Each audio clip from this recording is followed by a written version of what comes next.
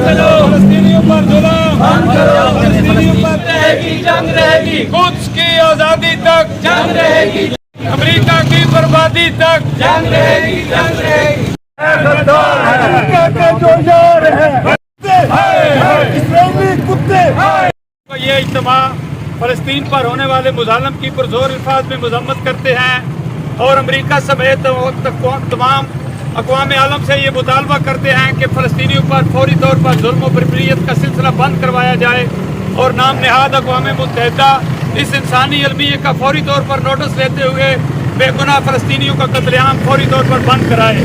اسرائیل ایک دنیا کا ناپاک وجود ہے جو عالم اسلام کے لیے ہی نہیں بلکہ عالم انسانیت کے لیے بھی ایک شرم کا باعث ہے۔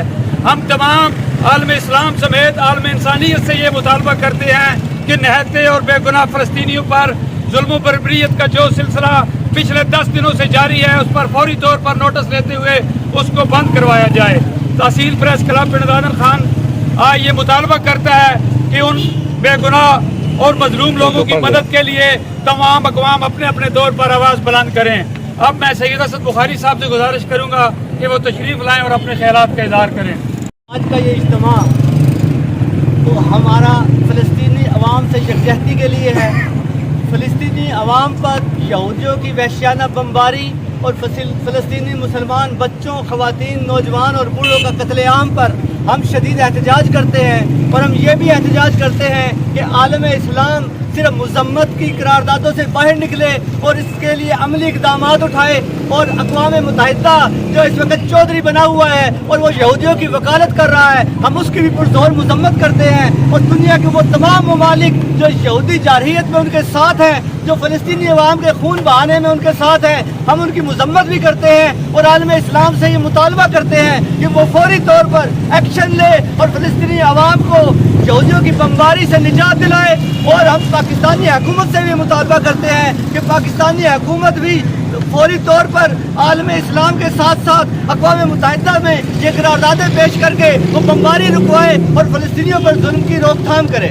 میں آپ تمام دوستوں کو مشکور ہوں جو اس کڑکتی دھوپ میں فلسطینیوں سے اظہار یکجہتی کے لیے حاضر ہوئے۔ تحصیل پریس کلب زندہ باد۔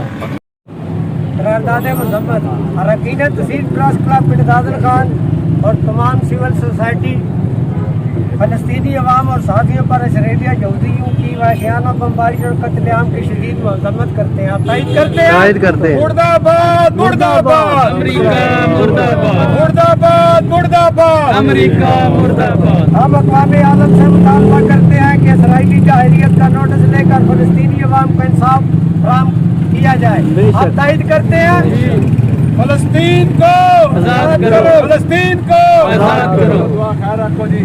الرحمن الرحیم مالک یوم الدین ایاک نعبد و ایاک نستعین اللهم صل علی محمد وعلی آل محمد کما صلیت علی ابراہیم وعلی آل ابراہیم انک حمید مجید رب اجعلنی مقیم الصلاۃ من ذریتی ربنا تقبل دعا ربنا اغفر لی ولوالدی وللمؤمنین یوم یقوم الحساب۔ ایک ہم مسلم حرم کی پاسبانی کے لیے نیل کے ساحل سے لے کر تابخا کے کاشغر یا رب العالمین ہمیں ترکی کے صدر طیب اردوغان جیسے لیڈر عطا فرما۔